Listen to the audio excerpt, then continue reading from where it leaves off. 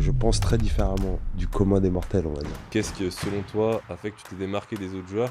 Donc j'avais pas le cœur qui palpitait avant des matchs OK, importants. tu pas de pression. Non, j'avais pas de pression. Pour moi, quand tu te mets à fond dans quelque chose, ben, tu vas réussir, tu vois, c'est de la logique. Imagine que là, maintenant, tu pouvais aller voir le jeune Luc d'Ivry comme ça, en train de jouer, et lui dire quelque chose, tu lui dirais quoi? De retarder le plus tard possible sa prise de conscience. Pas grandir trop vite, pas se mettre la pression trop vite pour les choses, s'amuser. En 2012, il y a eu un moment assez compliqué pour le hand avec l'affaire Karabatic. On parlait de hand parce que dès que je disais ah je fais du handball, ah ouais comme les frères, c'est ça le truc. Ils connaissaient pas le hand en fait, tes prestations sportives, ils savaient juste que le handball, voilà, il y a lui, il y a un tel. Tu trouves que ça a eu un impact sur l'équipe ou pas spécialement? Je dirais de... Aujourd'hui dans le podcast, on accueille Lucas Ballot, triple champion olympique, triple champion du monde et triple champion d'Europe avec l'équipe de France de handball. Il va nous parler de comment il a fait pour sortir d'une situation difficile dans sa jeunesse à Ivry, comment il a atteint les sommets du handball mondial et de sa période victorieuse avec l'équipe de France. C'est parti. Comme d'habitude, n'oubliez pas de vous abonner. Je vous laisse avec le podcast. Luc, c'est quoi la chose que je dois savoir sur toi pour comprendre qui j'ai en face de moi aujourd'hui? Toi t'as toujours des bonnes questions. Je te jure. La chose que tu dois savoir, c'est que je pense très différemment du, du commun des mortels, on va dire. Ok, intéressant, bah, ça va être un super podcast. J'espère.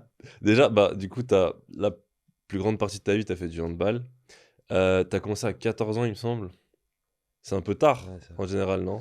Même moi, j'ai commencé le basket à 15 ans et je sais que c'est tard, donc Ouais, c'est vrai, c'est tard. Mais j'étais sportif de façon générale, sans être en club, hein, mais du coup, ça a été facile. Même à 14 ans, ça a été facile parce que je savais faire plein de choses vu que j'avais toujours un ballon dans les mains où j'étais en train d'escalader. Je faisais de l'escalade quand j'étais petit, tu vois. Parce OK. j'ai grandi à Ivry, on avait un mur d'escalade. Donc en fait, tous ces trucs-là, en fait, ça te permet une fois que tu pratiques bien un sport, d'avoir fait des choses avant, ça te permet d'être bon. Donc ça m'a aidé. Tu penses que tu aurais pu réussir dans n'importe quel sport ou pas à ce point? Tu vois, comme je te disais que je pensais différemment, moi, faut pas me poser ces questions parce que moi, j'ai l'impression que je peux réussir dans tout. T'inquiète, je suis un peu Tu sais, c'est pareil, un je suis un peu peu... pareil. Ah bah, c'est bien. OK, et j'ai même vu une interview où tu disais que le handball, c'était pas toute ta vie. Mais maintenant, tu as été, 3 fois champion olympique, 3 fois champion du monde, 3 fois champion d'Europe. Tu es un des meilleurs joueurs de l'histoire du sport. Comment tu penses que c'est possible de réussir autant alors que c'est pas ce qui t'anime le plus visiblement? Bah, je me suis posé la même question quand justement tout le monde était un peu intrigué de mon parcours. J'ai essayé de comprendre ce qui les intriguait parce que pour moi, quand tu te mets à fond dans quelque chose, ben, tu vas réussir, tu vois, c'est de la logique. J'avais pas compris ce que c'était l'échec. J'avais pas compris qu'il y a des gens qui, des fois, avaient envie de faire quelque chose, réaliser un rêve et ils n'y arrivaient pas et qu'ils étaient frustrés. Donc, je peux pas te dire exactement comment comment c'est, mais tu vois, des fois, on a un truc dans la tête et comme toi, tu as envie de le faire, tu le fais et tu te poses pas trop la question de pourquoi ça marcherait pas. Juste, Mmh. tu penses à comment tu fais pour que ça marche. Donc, quand j'ai commencé le hand, juste, je prenais du plaisir. Déjà, franchement, je m'amusais grave avec les gars, les potes et tout. Le fait de faire un sport co, je pense que ça m'a aidé. Peut-être que si j'avais fait un sport individuel, j'aurais lâché plus vite. OK. Parce que je suis un mec qui lâche les trucs aussi, hein. Je commence un truc, je kiffe et je peux arrêter du jour au lendemain, C'est tu quoi vois. le dernier truc que tu as commencé à lâcher comme ça? Le tufting, C'est quoi? Ah, pour faire des c'est tapis là. ouais, OK, OK. Tu vois, j'ai tout acheté, j'ai fait un tapis. J'ai commencé par un truc hyper dur et après j'ai arrêté. OK.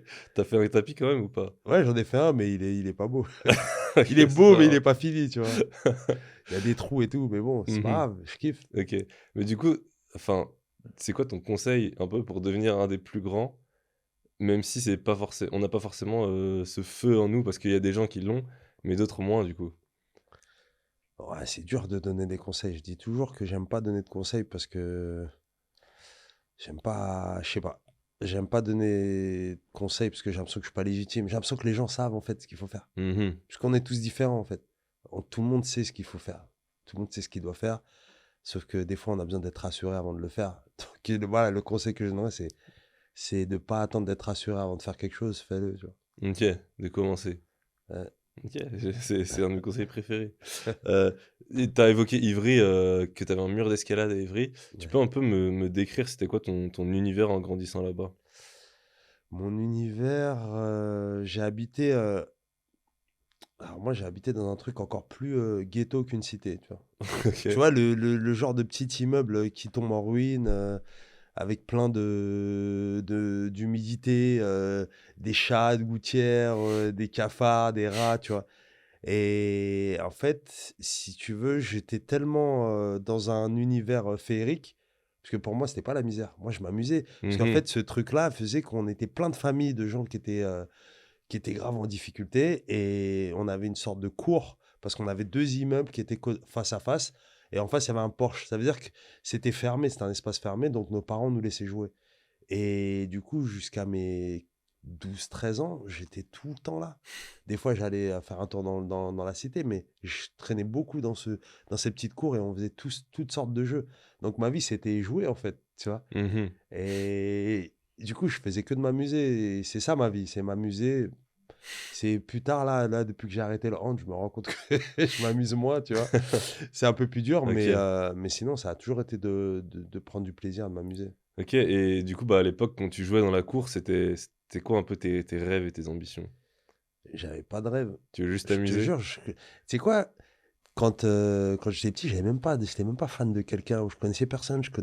Une fois, j'ai regardé avec mon père, je me souviens, je crois que c'était 92, les Jeux Olympiques là, de Mmh. Barcelone. Là, j'ai découvert Jordan. Donc, j'ai commencé à regarder et tout. Ouais, c'est qui Jordan et tout, j'aimais bien. Après, il y a eu Zizou 98, mais sinon, je connaissais pas le sport, moi. Je jouais. Tu sais, j'étais un enfant qui j'étais dans mon monde, je te dis. Donc, j'avais pas de rêve. J'étais un peu. Vraiment, hein, j'étais un peu teubé. Non, c'est vrai. En fait, faut et c'est tu as déjà entendu peut-être ça, que les gens les plus heureux, c'est les gens qui sont un peu teubés. Bah, en fait, c'était ça. J'étais heureux parce que je me prenais pas la tête. Hein, hein. Donc mes parents, j'avais pas des parents qui me mettaient la pression en mode: «Faut devenir ci, il faut faire ça», donc voilà, tranquille. Depuis quand tu te prends plus la tête alors? Depuis que j'ai réalisé j'ai réalisé, le vrai monde, en fait, dans lequel on était. Moi, j'étais dans un monde, d'amusement et tu te rends compte que quand tu t'amuses trop à un moment donné, c'est dur. En fait, c'est dur, mais j'ai envie de rester dans mon monde pour, réussir. Pour réussir au cas en fait, la réussite ne va pas dépendre de moi. Mmh. Parce que pour moi, on n'est pas je suis pas dans un monde de méritocratie. Ça veut dire, c'est pas parce que je vais être bon que je vais réussir. Je pense. OK. Donc, c'est ce qui me fait un peu déchanter dans mon rêve là, en ce moment. OK, OK. Bah, du coup, tu penses que le hand, ça t'a permis de continuer à t'amuser pendant une certaine période et maintenant, du coup, que tu plus ça et c'est peut-être ça qui te manque? C'est T'amuser, ça. en fait? Ouais, c'est ça. En fait, là, il me manque, je m'amuse, mais je me rends compte que j'ai pas le temps de m'amuser. Parce OK. que les journées sont trop courtes et en fait, la chance que j'avais quand on est sportif, je m'en rendais pas compte, c'était de m'amuser, de m'amuser et d'être payé pour ça. Aujourd'hui, je m'amuse, mais l'oseille, il rentre pas, tu vois? Donc à côté, tu dois bosser, tu dois faire d'autres trucs et des fois, tes journées sont trop courtes. OK C'est plus ça, tu vois? et pour revenir à au rêve d'enfant, est-ce que tu te rappelles un peu c'était quoi le rêve des autres enfants autour de toi? Et est-ce que ça t'a influencé, tu penses?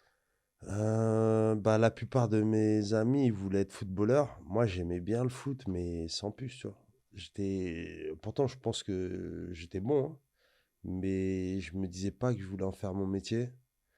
Hem Et après, il y en a plein qui voulaient, je sais pas, peut-être être rappeur, mais à l'époque, quand j'étais petit, Mmh. en réalité, tu vivais pas du rap. Donc tu faisais un truc en fait, voilà, en fait, avant, on faisait un truc parce qu'on aimait ça, pas parce qu'on se disait qu'on allait en gagner notre vie. Donc la plupart des gars avec qui j'étais, ils voulaient être rappeurs. OK, ça, c'est marrant. Tu vois? Comment ça se fait que, bah, dans cet environnement où beaucoup se tournent vers le football et toi, tu parti vers le handball? Comment ça s'est fait? Le hasard au au bon endroit au bon moment. Parce que Ivry, c'est une ville, dans laquelle il y a un club de hand. Très clairement, c'était juste ça. Donc, tu es amené à faire du hand, tu vois? Tu sors, tu vois des affiches de handballeurs. Mon prof de PS, c'était un ancien handballeur pro. OK, Donc c'est facile, tu vois? OK, OK. Et j'avais un de mes potes, du coup, dans ma classe qui faisait du hand. Il m'a dit: «Vas-y, viens tester». J'ai kiffé. Tu kiffé directement? Ah, j'ai kiffé direct. OK. Et je me souviendrai toujours de l'odeur du gymnase. Quand tu rentrais la première fois, ça sentait la résine. Tu sais, on met de la résine de Ouais, sur pain les là, ballons. pour les balles. C'est le meilleur souvenir que j'ai du hand. Tu peux juste expliquer pour, ceux qui comprennent pas la résine, à quoi ça sert? Parce que même encore aujourd'hui, j'ai fait du hand et j'ai du mal à comprendre. Ouais, en fait, bah, dans les sapins, il y a de la résine. Tu sais, quand tu coupes le sapin, il y a de la résine qui tombe. Et pour attraper les ballons, ils se sont servis de cette résine, parce que le ballon, comme il est en cuir, Mmh. surtout à l'époque, ils faisaient un cuir qui était assez lisse. On mettait un peu plus de résine, c'était comme une colle. Du coup, tu avais les mains qui collaient légèrement, mais en gros, ça t'aide pas à attraper totalement le ballon, hein. Si tu ouvres ta main, le ballon, il tombe. Mais cette sensation d'avoir la main collée au ballon, elle t'aidait un peu à mieux sentir le ballon. OK, ouais, c'est marrant parce que moi, je trouve ça super perturbant. Quand je tire, j'ai l'impression que ça fait dévier mon tir et cetera, mais Mais moi, j'en mettais pas. ah ouais? Tu sais pourquoi? Parce que vu que les autres en mettaient, ça suffisait. OK, d'accord, OK. Donc j'en mettais quasiment. J'en avais toujours à côté de moi au cas Hein, où, hein. mais sinon, t'en mets pas. Il y en OK. a, ils kiffaient, ils en mettaient plein, Ouais, mais t'as ouais, ouais, il y en raison, a, ils c'est une abusent. question d'habitude. OK, OK. C'était ton petit secret de ne pas mettre de résine. Ouais. T'as commencé à t'entraîner beaucoup au hand à quel âge? Beaucoup, beaucoup, bah, Ivry, comme je te dis, comme c'était une ville à handball, même quand tu commences, tu très jeune, tu t'entraînes beaucoup, hein. Donc, dès que j'ai commencé, en réalité, j'avais 3, presque 4 entraînements dans la semaine. Et donc, depuis mes 15 ans, je m'entraîne OK. quasiment tous les jours. Ah ouais, OK. Ouais. Ouais, ça allait vite. Ah, ça a été hyper vite. Et est-ce que tu avais des obstacles qui t'empêchaient un peu de te concentrer sur le hand quand tu étais jeune? Non, pas du tout. Ah ouais? Non. Franchement, j'ai eu la chance d'avoir, bon, peut-être des petits soucis à la maison, mais c'était plus quand, mes parents, ils étaient, tu sais, c'était le début du divorce, mais franchement, mes parents, ils ont tout fait pour que les enfants voient pas leurs problèmes. Ils ont grave bien géré. Donc moi, tu sais, il y a des enfants, je sais, qui sont perturbés par la séparation de leurs parents. Moi, je te jure, franchement, c'était leur vie, quoi. Mmh. Ça me regardait pas, ça m'a pas perturbé. L'école, j'y pensais pas, enfin, zéro pression. Ah non, je te dis, il y a rien qui m'a perturbé, j'étais à fond dans le hand. J'arrivais jamais en retard.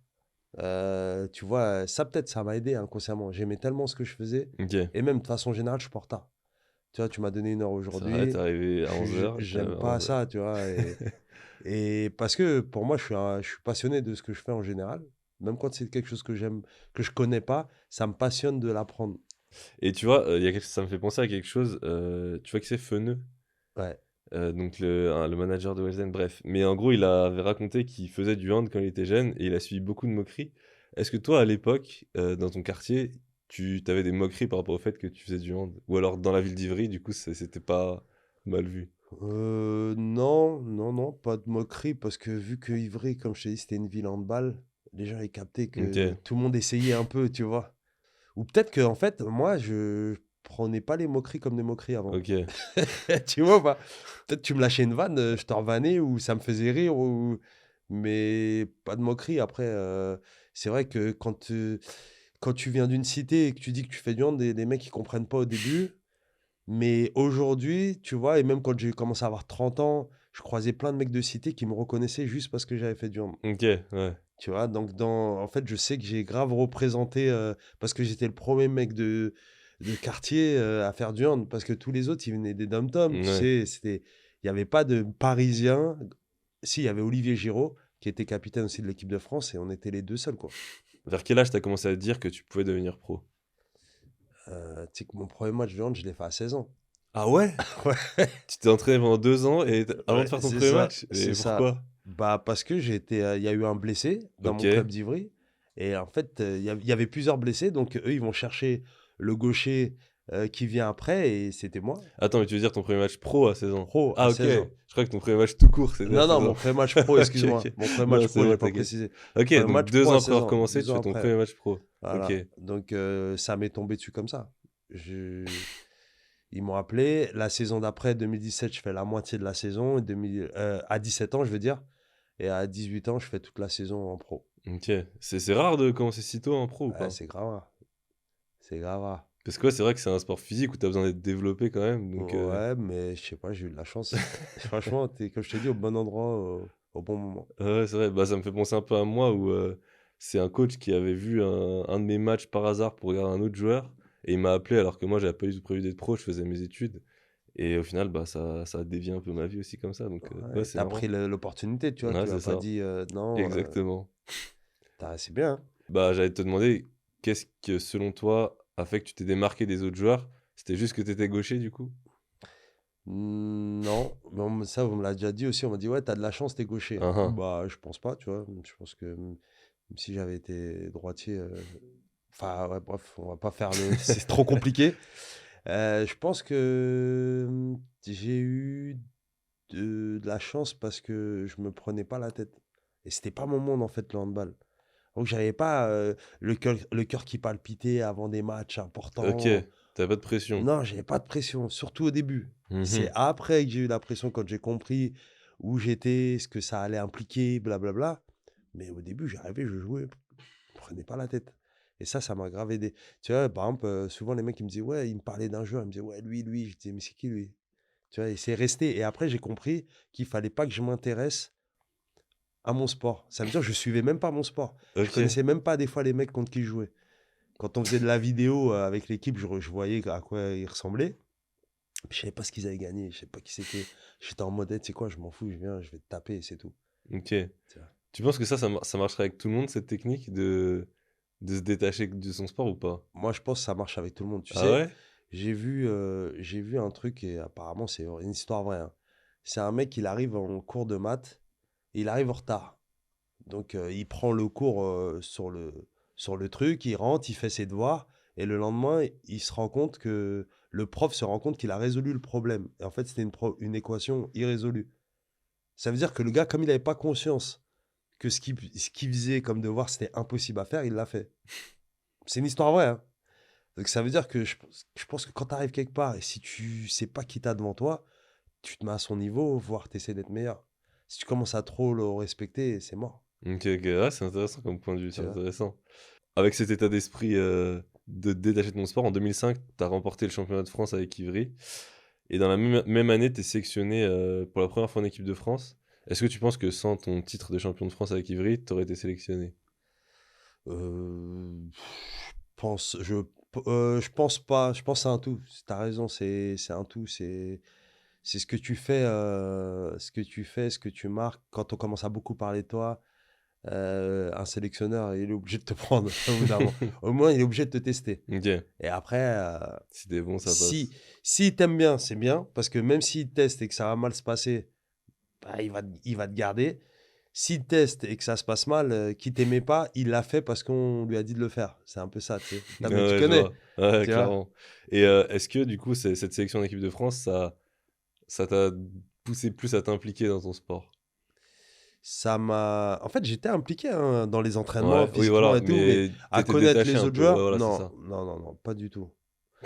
Pas du tout, pas du tout. Par contre, tu vois, moi, j'étais hyper respectueux, hein. Ça veut dire que les mecs avec qui je jouais, surtout, mes coéquipiers plus anciens et tout, j'ai un respect de ouf pour les anciens, tu vois? Donc parce que quand je dis que je connais pas les joueurs, ça veut pas dire que je venais et Ouais, ouais. je parle des adversaires. Tu pas méprisant non plus Voilà, non, aussi. non, pas du tout, pas du tout. Même les adversaires, je les respectais et tout, mais je voulais les battre, tu sais? Mais donc du coup, pour moi, c'est une sorte de respect même limite. Tu resté combien de temps à Ivry au total? Je suis resté 8 ans 8 ans, OK. Pourquoi t'es resté aussi longtemps à ton avis? parce que je voulais partir plus tôt. J'avais des propositions de clubs allemands. À l'époque, c'était Mmh. l'Allemagne qui avait le meilleur championnat. Mais j'ai écouté des conseils qui m'ont dit c'est trop tôt, si tu te blesses, après, c'est trop intensif les matchs. Je sais pas si c'était vrai, hein. Je sais pas si les mecs voulaient me garder dans le club. Mais ouais, j'ai suivi mon truc. J'étais avec mes potes, je jouais à Ivry, j'aimais bien. Je suis resté. Après, j'ai eu une proposition de Ciudad Real. C'est le Real de Madrid du handball, tu vois. Mmh. À l'époque, mais le club a fermé. Et là, j'ai signé direct. OK. J'ai- Tu regrettes de pas être parti plus tôt ou pas? Non, pas du tout. Pas OK, du tout. tant Non, mieux. pas du tout. J'ai passé des super années à Ivry de mes 18 à mes 24 ans. J'ai passé des bons moments. Même dans Même après les matchs et tout, les sorties, la vie parisienne, j'ai Mmh. connu, tu vois? OK. Donc ça, Ouais, c'était c'est kiffant. cool. Ah ouais. D'ailleurs, en parlant de sorties et cetera, c'est quoi la plus grosse erreur qu'un jeune handballeur peut faire pour toi? La plus grosse erreur qu'il puisse faire, c'est de croire qu'il est riche. OK. Parce qu'en fait, on gagne de la thune, mais tu sais, nous, on a un sport intermédiaire. On est bien, mais on n'est pas hyper bien. Donc, si tu gères mal ton oseille, quand tu finis ta carrière, tu plus rien. Donc, il y a ça. Et après, il y a pas d'erreur. Après, à la rigueur, tu sais, moi, quand j'avais 18, 20 piges, je sortais 4 fois dans la semaine, hein. Mais je picolais pas, tu vois. OK. Mais je dormais pas beaucoup. Je m'amusais, tu vois. Je sortais. C'est la vie, quoi. Donc, il faut ceux qui s'amusent. Au contraire, c'est pas une erreur. Tu sais, on dit l'hygiène de vie et tout. Moi, j'y crois pas. J'y crois. Moi, je mangeais mal. Je sais quoi, je te dis sincèrement, hein, là, j'ai fini ma carrière, je te dis sincèrement. Je mangeais pas des fast-food, mais quand je dis mal, c'est je mangeais pas 5 fruits et légumes par jour. Je sortais tous les soirs.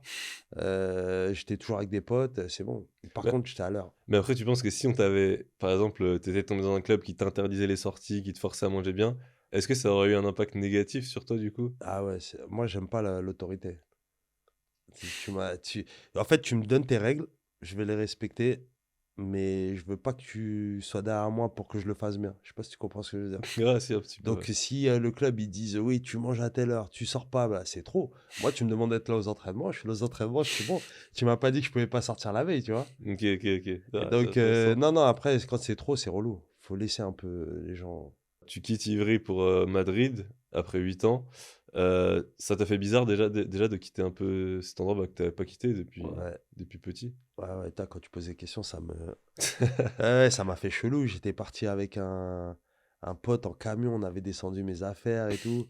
Ça m'a fait bizarre de sortir de pays. Moi, je savais pas ce que c'était aller vivre Tu jamais dans un quitté autre la pays. France, ou Non. avec l'équipe de France peut-être? Si, mais oui, oui, mais tu sais, quand tu vas jouer, c'est Ouais, pas pareil. Tu arrives, tu restes 48 heures, t'as rien le temps de visiter. Là, j'allais dans un pays, en plus, je connaissais rien à l'espagnol, j'ai appris sur place.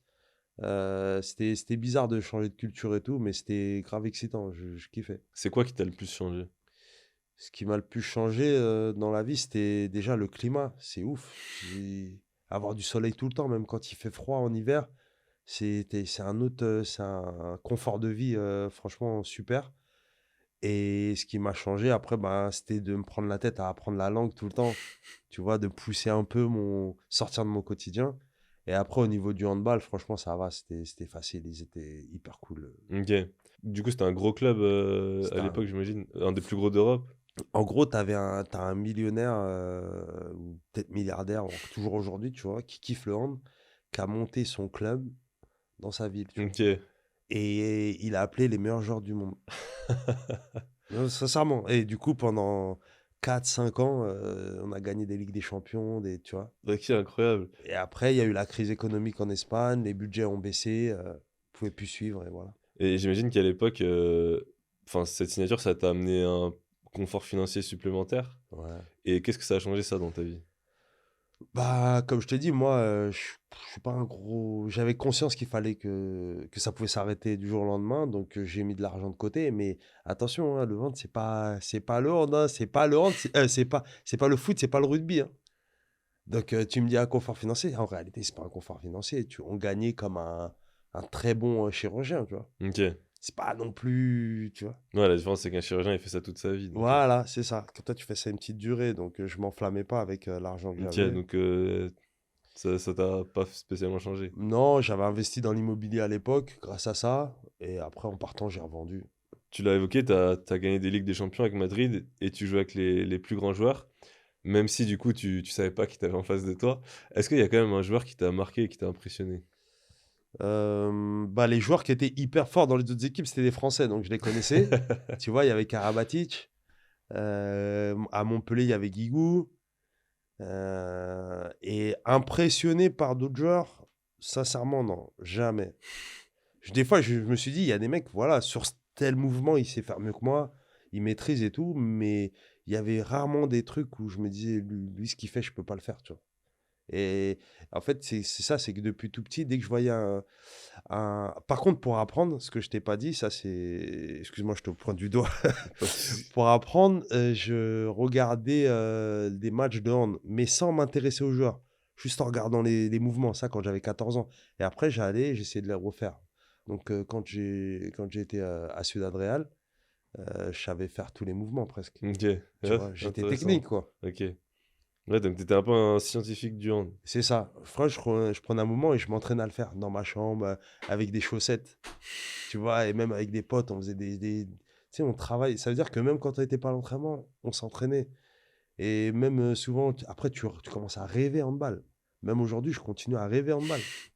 Je te jure, c'est un truc de ouf. Tu rêves de ton Incroyable. match. Tu te dis: «Le gardien, il va faire ça, je vais faire ça». C'est un truc de fou, hein. OK, donc tu étais quand même bien piqué. Ouais, je suis piqué, mais inconsciemment, tu sais? OK. Ah, c'est intéressant. J'essaie toujours de faire des choses en m'amusant. Du coup, quand tu étais à Madrid, tu faisais comment pour, garder le contact avec ta famille et pas avoir l'impression de, je sais pas, rater quelque chose? C'était dur ça? Ah franchement, je les appelais jamais. Ah ouais. Ah ouais. Ah, j'étais dans mon truc, j'étais dans mon monde. En fait, moi, il y a un truc que les gens m'ont reproché, dans mes proches et tout, maintenant ils me connaissent, c'est que quand je suis pas avec toi, je te calcule pas. Par contre, quand je suis avec quelqu'un, je suis à fond. Ça veut dire, je vais pas sortir mon téléphone, je vais pas te parler de quelqu'un d'autre, c'est toi, tu vois. Et quand j'étais en Espagne, bah, j'étais dans ma vie, j'apprenais la langue, j'étais avec mes nouveaux coéquipiers.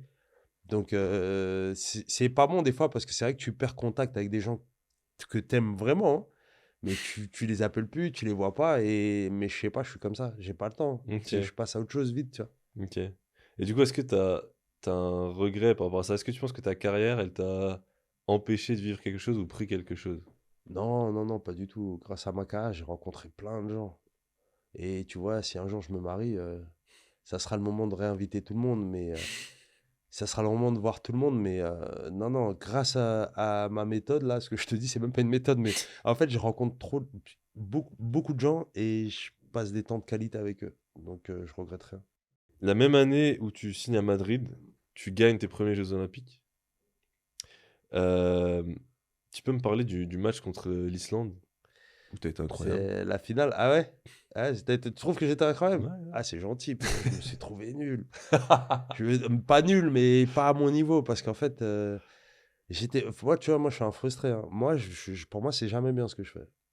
Juste, tu saches, c'est super gentil.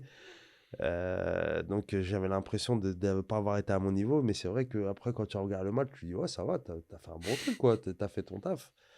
Donc, ce match-là, par contre, j'étais stressé, hein. Ah ouais, c'est vrai? Ah ouais, là, ça a commencé à venir le stress quand j'ai commencé à être en équipe de France, à voir les enjeux du truc, tu vois, de me dire, putain, on s'est entraîné pendant 2 mois parce qu'avant les Jeux Olympiques, faisait une vraie prépa, hein. Alors, franchement, on rentrait pas chez nous pendant 2 mois, tous les jours. Tu t'entraînes dur, tu te réveilles tous les jours à 8 h du mat, tu te couches quasiment tout le temps à minuit, tu as 2, 3 entraînements dans la journée. À la fin, ton corps laisse tomber. Vous faisiez pas des entraînements en montagne aussi, des trucs comme Ouais, ça? ouais, on faisait tout, c'était des fous. Eh, franchement, moi, j'appréhendais la prépa olympique, hein. C'est ça que des fois, les gens me disent: «Pourquoi t'as pas fait les Jeux 2024?» Je dis: «Non, c'est trop dur». Non, sincèrement, c'est hyper dur. C'est pas des OK. lol, tu vois? Le Faut plus dur, pas c'est la lâcher. prépa plutôt que les jeux? Mais bien sûr. Après en fait, ils font en sorte que ce soit dur avant pour que pendant, ça soit facile. Ouais, je Donc, capte. en fait, tu te dis: «Je me suis entraîné pendant 2 mois. Vas-y, là, c'est le dernier match, j'ai pas intérêt à chier», tu vois? Et ça s'est bien passé. Après, tu as une libération, tu vois? Ça t'a fait quoi concrètement de remporter cette médaille? Quand tu repenses à toi qui jouais dans la cour, entre les 2 Des immeubles, est-ce que tu t'imaginais gagner une médaille d'or un jour? Sincèrement, je me suis dit, à l'époque, hein, je me rendais compte que j'étais content pour ce que je vivais avec ce groupe, mes potes et tout, tu vois? D'avoir réalisé un truc pour la France, premier titre olympique. J'étais même pas là à me dire, moi, tu sais? OK. Où je me disais pas: «Ça va changer ça dans ma vie». Je me rendais pas compte, vraiment. Je me rendais même pas compte limite de ce que c'était, les jeux olympiques. Mmh. C'est là aujourd'hui, en ayant bossé avec le comité olympique là pour 2024, je me suis rendu compte que, ouais, les jeux olympiques en fait, c'est une histoire de fou. Tu sais? Mais sur le coup, quand je l'ai joué, ouais, j'avais compris que c'était la compétition importante, mais je me rendais pas compte Et je pense que, tu sais, c'est pour ça que je veux être dans ce truc toujours de pas me rendre compte d'eux, Ouais, tu vois? OK. Ça, je me rends pas compte de l'interview qu'on fait là, tu sais? Je me rends pas je te jure, hier, il y a une amie qui m'a dit: «Ouais, putain, tu vas faire une interview avec Étienne et tout, c'est assez bien et tout, il est lourd et tout». J'ai dit: «Ah ouais, je savais pas». C'est vrai en plus, je te T'inquiète, jure, je prends pas mal. je te crois.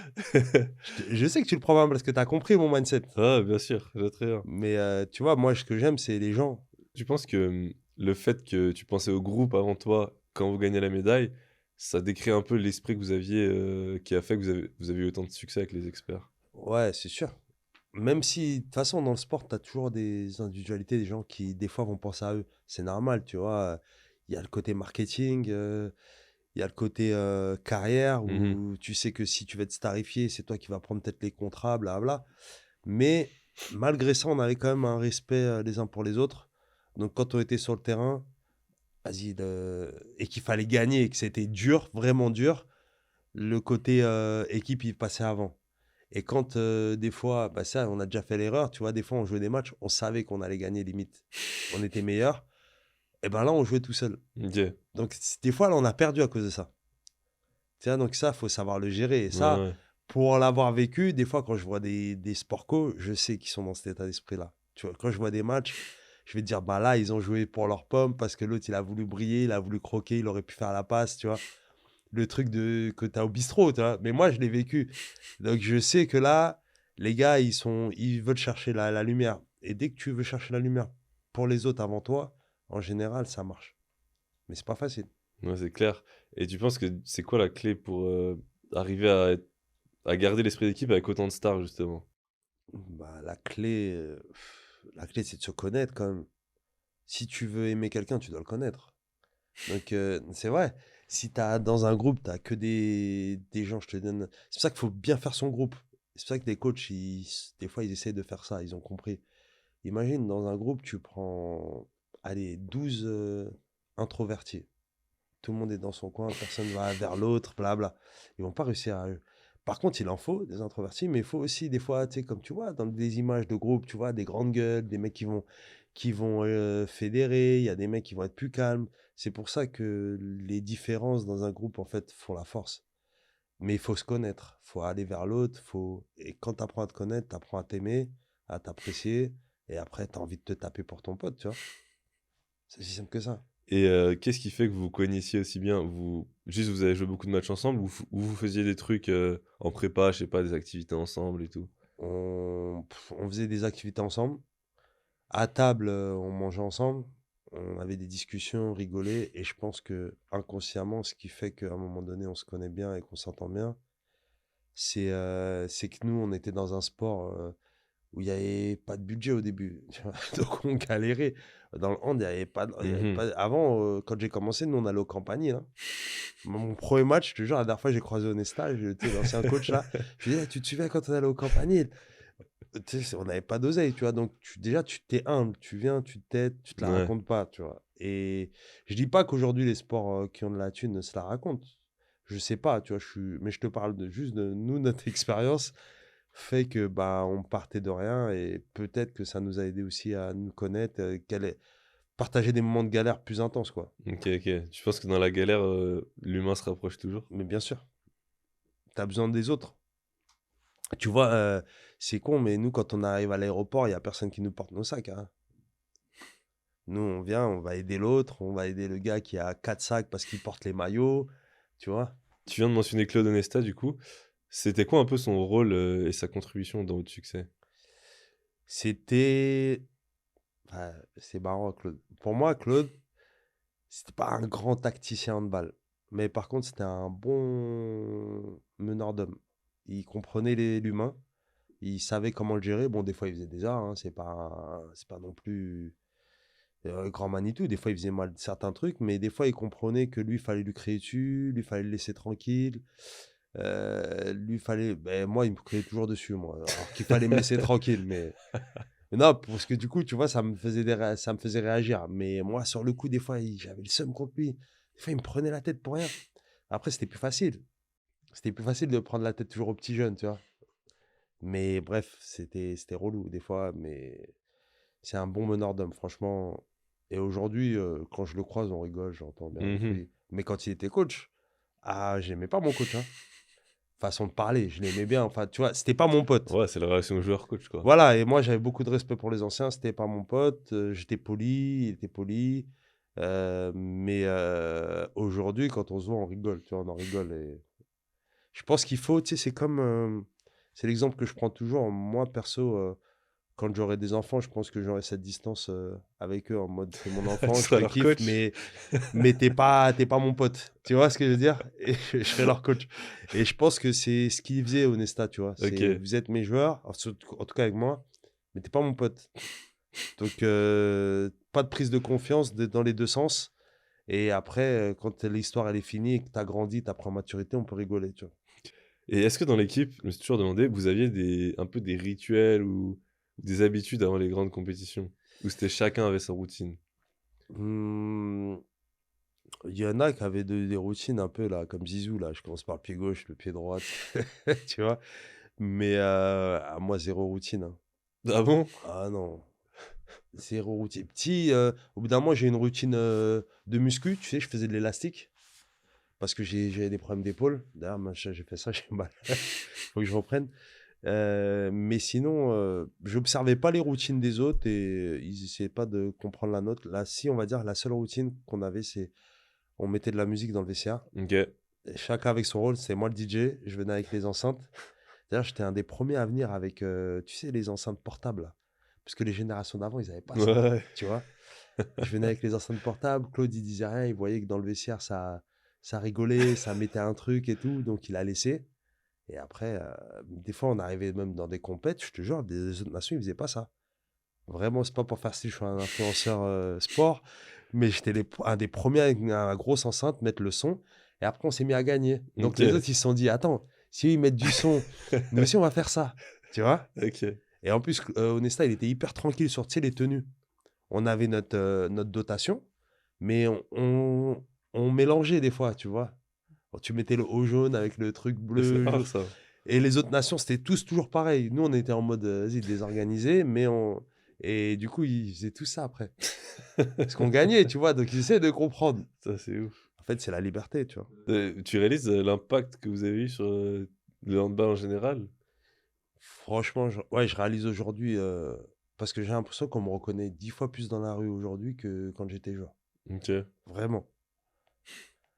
Quand j'avais 22 ans, qu'on avait déjà fait champion du monde, champion d'Europe, champion olympique, je me baladais dans Paris, il n'y a personne qui m'a reconnu, hein, tu vois. Donc là, aujourd'hui, je réalise et je réalise que c'est dur, que c'était dur en fait à réaliser.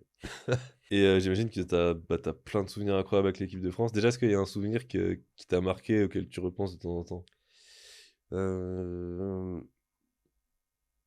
Souvent, je parle de 2012, les Jeux Olympiques 2012 à Londres, parce que franchement, ce qui m'a marqué, c'est qu'on s'était pris la tête en interne, les joueurs. On s'était OK. engueulés et tout. Ça sort pas dans la presse parce que.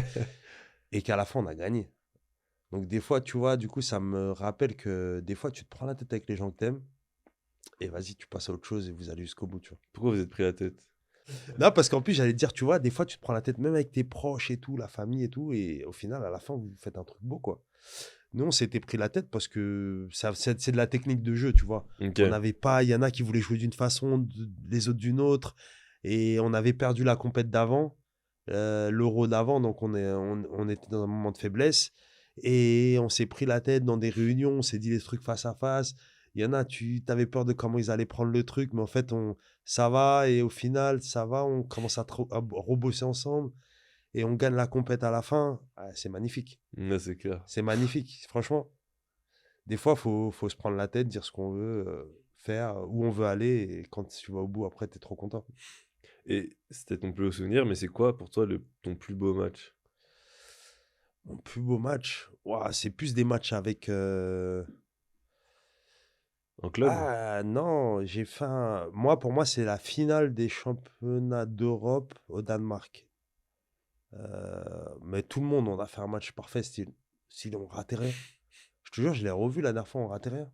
On faisait un tir, ça rentrait, on faisait que des trucs pertinents. On a gagné à la mi-temps, on était à plus 10 en finale. C'est rare, tu vois. Ouais. On gagnait 10 buts à la finale. Après, ils sont remontés, tu vois. Ils ont fait leur petite remontada, mais on avait pris tellement d'avance que donc on ratait rien. Et ouais, c'était celui-là. Et sinon, les matchs avec Ivry, c'était le feu. Dans une petite salle, le chaudron, tu vois, c'est plus ça que j'aimais moi. OK.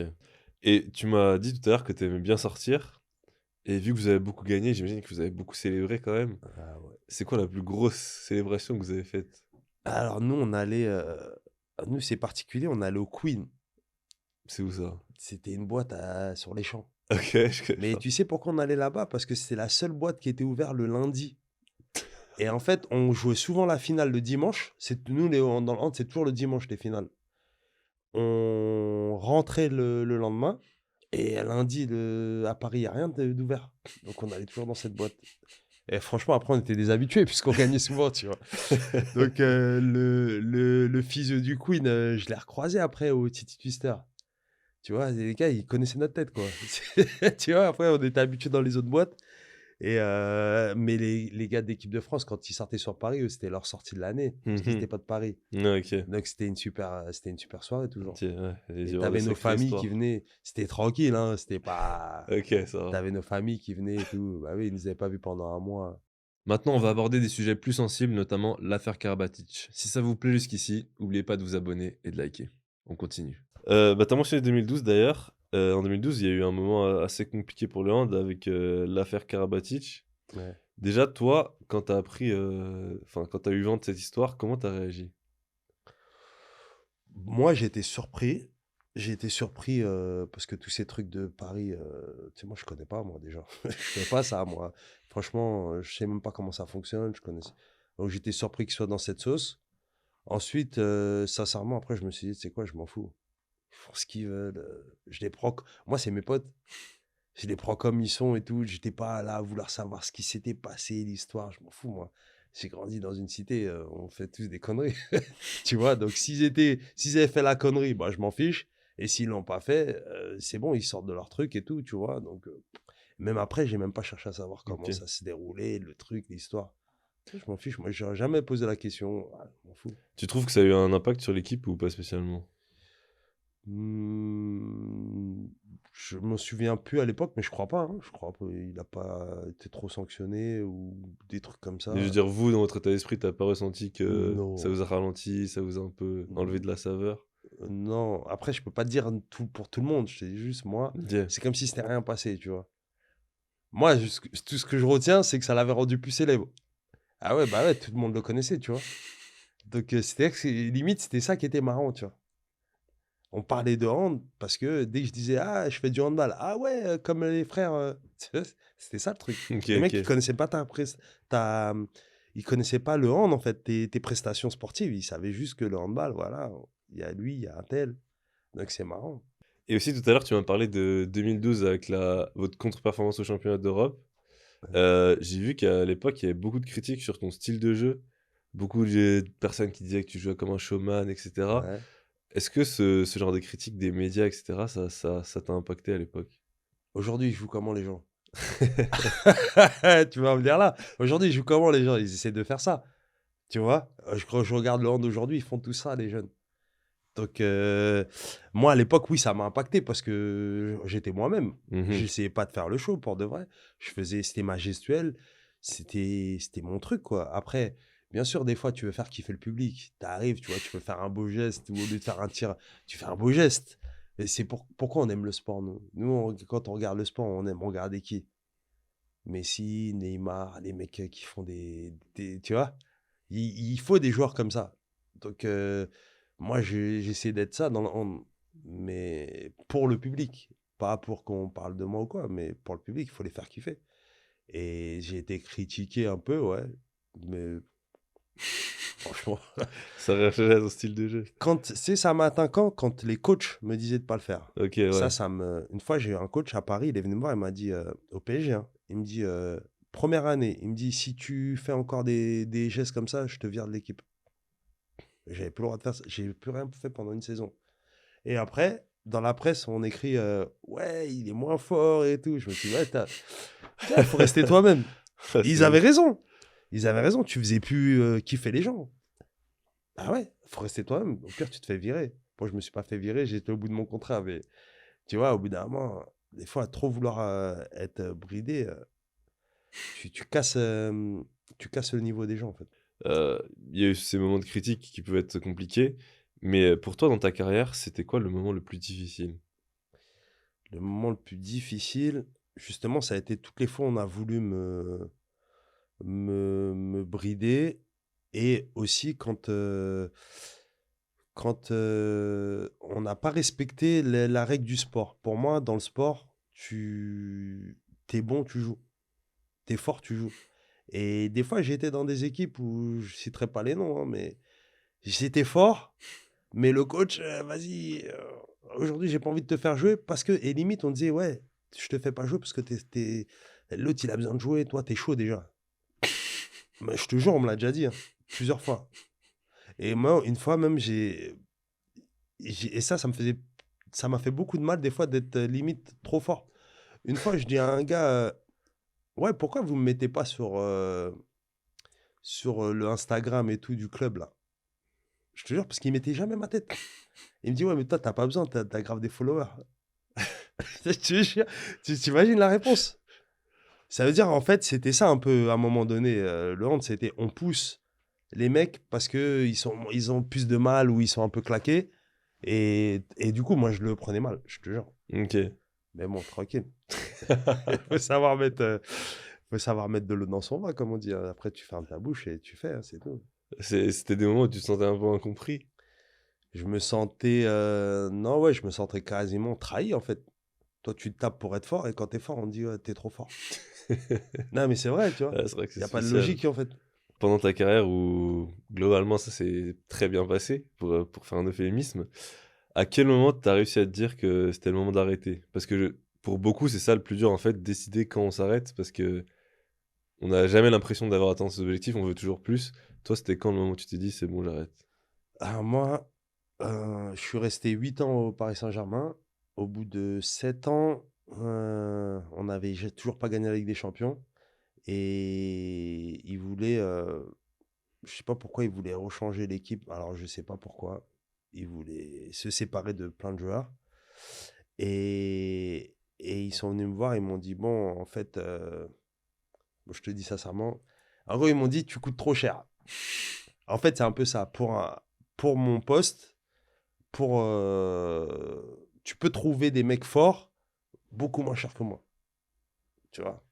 Et donc j'avais un gros salaire et je les comprends, tu vois? Je lui dis et donc du coup, ils m'ont dit: «Tu coûtes trop cher, on va aller chercher d'autres joueurs» et moi je me suis dit: «Tu sais quoi? J'ai pas envie de repartir à l'étranger, changer de club. Je sais plus comment j'allais avoir, mais c'était 2020, donc je vais avoir 36 ans. J'arrête après les Jeux Olympiques. Comme ça, je finis sur une médaille au Japon, blablabla. Et après, il y a eu le Covid, ils ont tout reporté. Donc, j'ai arrêté l'équipe de France en 2021. OK. Mais, arrivé au Japon, je me suis dit, ah putain, j'aimerais bien vivre ici. Et j'ai demandé à des contacts à moi pour intégrer un club au Japon. Donc, j'ai fait 1 an au Japon. Incroyable. Tu vois? Qu'est-ce qui t'a plu 1 an et là-bas? demi, ouais, même. Qu'est-ce qui t'a plu là-bas? Pas déjà, j'aime, comme tout le monde, j'aime voyager et je me dis: «Tia tu peux voyager, vivre dans un autre pays, être payé pour jouer au hand, bah, vas-y», tu vois? C'était un peu ça, tu vois? OK. Découvrir le hand là-bas, découvrir les gens, découvrir la vie. J'y allais surtout pour la vie, pas pour le côté professionnel, sport et tout et en fait, arrivé là-bas, j'ai kiffé mon club japonais. Je me suis donné à fond, donc sur le terrain et tout, j'étais à fond. Donc au final, après là-bas, c'était encore des saisons dures, tu vois? Mais j'ai kiffé.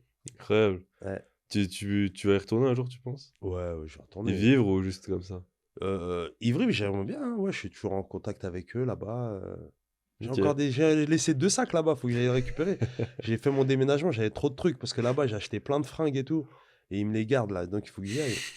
Et du coup, bah, maintenant que tu as arrêté le hand, c'est l'art qui t'intéresse beaucoup. Ouais. Tu veux me parler un peu de ça? Pourquoi l'art? Bah, en fait, moi, depuis petit, je dessine, je dessine, je dessine. Je fais que de dessiner et avant même de faire du hand, hein, je prenais des cours de dessin, tu sais, avec, la mairie Ivry, ils mettent en place des cours, accessibles.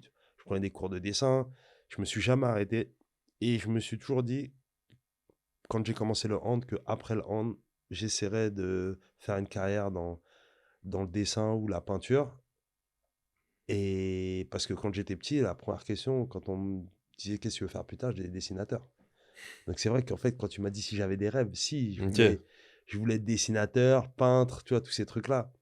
Et après, maintenant, voilà, c'est resté. Et toute ma vie, même pendant ma carrière de hand, j'ai continué à dessiner, à peindre, mais j'aimais pas communiquer dessus. OK. Parce que je voulais pas qu'on me voie comme un handballeur moyen qui aime faire plein de choses. Parce qu'on a du mal je pense, à cautionner qu'un mec soit chaud, qu'il soit passionné de peinture, pas de hand, mais qu'il soit bon hand, tu vois. Donc je savais pas trop me placer. OK, C'était OK. compliqué. Ouais, c'est vrai, c'est intéressant. Et du coup, j'en parlais pas. Tu dessines pour toi ou pour faire ressentir quelque chose aux autres? Heu, beaucoup les 2 mais beaucoup un peu plus pour moi, mais surtout en ce moment, je peins. Déjà, je peins à partir de 16 17 ans, c'était la peinture, j'ai OK. arrêté le dessin et je peins, les portraits parce que je trouve que l'être humain est beau. En fait et j'adore et c'est pour ça que j'ai une très bonne mémoire visuelle. Quand je vois quelqu'un quelque part, je sais pas pourquoi, je vais le recroiser 2 3 ans après, je vais lui dire: «Toi, je t'ai vu là». Par contre, les prénoms, j'ai plus de mal, tu vois? Mais les visages, c'est un truc de ouf. Et en fait, j'adore les portraits, je regarde les gens, les visages, on a tous des formes de visages différentes. Tu vois, j'aimerais bien faire une expo sur tous les visages qui ont marqué le sport, tu vois, pour faire un Mmh. lien avec ce que j'ai vécu, ce que j'aime faire aujourd'hui. Et du coup, là, je me lance sur ça, là. OK. Tu dis que tu peins un peu pour faire ressentir quelque chose aux gens, mais t'aimerais que les gens ils ressentent quoi quand ils regardent tes tableaux? J'aimerais que les gens se rendent compte qu'on est beau. Non, c'est vrai, on est tous beaux. Et en fait, tu vois, moi, j'ai jamais eu de problème avec la beauté, tu vois. Ouais, je suis claqué, ouais, je suis beau, je suis pas beau. Je me suis jamais posé la question. Parce que pour moi, il y a de la beauté dans chacun. Après, il y a des gens qui prennent plus soin d'eux que d'autres. Et ça fait tout de suite la différence. Mais de façon générale, je pense qu'on est tous beaux et j'aime mettre ça sur une toile. Si tu devais peindre un moment de ta carrière, tu peindrais lequel? Euh, de ma carrière, je vais peindre les débuts parce que les débuts, c'est toujours les. Je pense que je vais peindre mes premiers matchs en équipe de France, mais là, je te parle de l'équipe de France jeune, carrément. OK. Tu vois, les premières fois où tu mets le maillot bleu et que tu dis, waouh, je suis en équipe de France, c'est chaud, c'est trop bien, tu vois. Et ça, c'est des moments inoubliables parce que même toi, je pense que quand tu te demandes tes meilleurs moments, c'est avec tes amis d'enfance et tout. C'est tes premières fois, non? Il y en a beaucoup des moments. C'est Ouais, c'est vrai que c'est dur de choisir, c'est dur de c'est choisir. dur, hein. Bah, moi, je dirais les premières fois. Est-ce que quand tu vivais ces premières fois, tu réalisais à quel point c'était les bons moments ou tu réalises que maintenant? Non, c'est après que tu te rends compte. Tu te rends compte après que et c'est pour ça que j'aime bien les nouvelles choses aussi. J'aime bien les nouveaux défis. Comme je te disais, c'est pour ça que j'arrête des choses. Parce que les premières fois, le début, c'est trop bien. Mmh. Après, tu te rends compte, tu vois? Et j'aime les débuts de quelque chose. La création d'un projet, j'aime tout ça. Tu sais, l'excitation de dire: «Vas-y, je vais faire ci, je vais faire ça, je découvre telle personne». J'aime bien. J'imagine que tu as rencontré beaucoup de gens, appris beaucoup de choses, mais pour toi, c'est quoi la plus belle leçon qu'on t'ait donnée en dehors du sport? Moi, je pense que le plus beau truc qu'il faut se dire, c'est en tout cas, moi, ce que je me dis, c'est que je ne sais rien, tu vois? Tout ce que je sais, c'est que je ne sais rien. Parce que en fait, tu remets toujours tout en question. Des fois, ça fait mal à la tête, hein. Parce que tu sais pas quoi choisir, tu sais pas où aller, mais ça te permet aussi d'être bon avec les autres. Parce que quand ils font de la merde, tu te dis: «Bah, lui non plus, il sait pas». Et moi, je suis qui pour le juger? Je sais pas si je peux le juger. Et en fait, tu remets toujours tout en question. Et après, tu es plus tranquille avec les autres, tu plus ça t'enlève du stress. Il y a quelqu'un qui fait de la merde quand tu conduis, tu le laisses tranquille, tu t'énerves pas. Tu avec ta meuf, elle a dit quelque chose qui aurait pu te blesser, ben, elle savait pas, tu vois? Elle sait pas, tu vois? C'est pas grave. Ou pour moi, de se dire qu'on sait pas les choses, qu'on n'a pas la science infuse, ça nous permet d'être beaucoup plus peace et d'apprendre beaucoup plus de choses. Donc c'est le meilleur. C'est vrai, mais je pense que ça demande un peu de force quand même d'accepter, de se dire qu'on sait pas certaines choses. Il y a des gens qui en sont pas Ah, capables, c'est tu vois? chaud, c'est chaud. OK.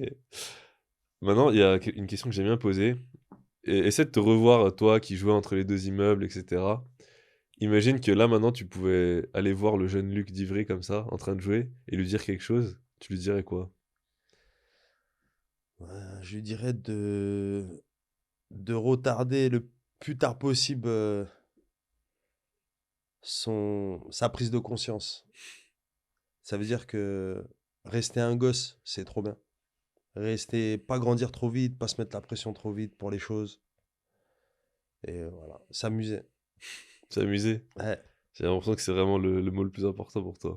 s'amuser, ouais, c'est le mot le plus important, hein, mais regarde, tu même vous, j'imagine que je dis vous, ton équipe, toi, les moments que vous allez retenir, c'est les moments où vous avez fait du bon boulot en vous amusant. Même quand c'est dur, faut savoir s'amuser.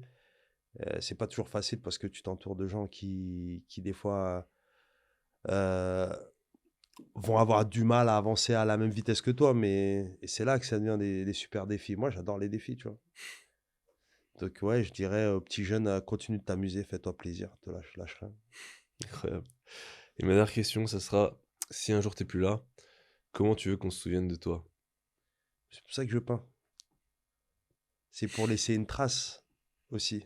Je pense que je m'en suis rendu compte il y a pas longtemps justement je sais plus qui a dit ça, je regardais un truc, un documentaire et il disait que la peinture, c'est vrai que c'est une façon de laisser une trace, une empreinte, sur ce monde et ça peut être une fierté de te dire: «Ben, plus tard, les gens contempleront ma peinture et mes peintures et essaieront de décrire le message qu'il y avait derrière». Je pense que c'est ça, tu sais, de se creuser la tête sur ça, c'est la peinture. Merci beaucoup en tout cas, c'était Merci trop à cool de toi. parler avec toi. On a une petite tradition dans le podcast, j'ai ce livre où je demande à chaque invité d'écrire une citation ou une phrase qui est importante pour lui et de le Ah signer, bah, si ça te dérange pas. tu vois? Magnifique. Juste pour terminer, est-ce que tu peux nous partager ce que tu as écrit dans le livre? Ce que j'ai partagé dans ce livre, c'est la citation qui m'a plus fait réagir et prendre conscience qu'on a tellement à toujours se remettre en question pour avancer.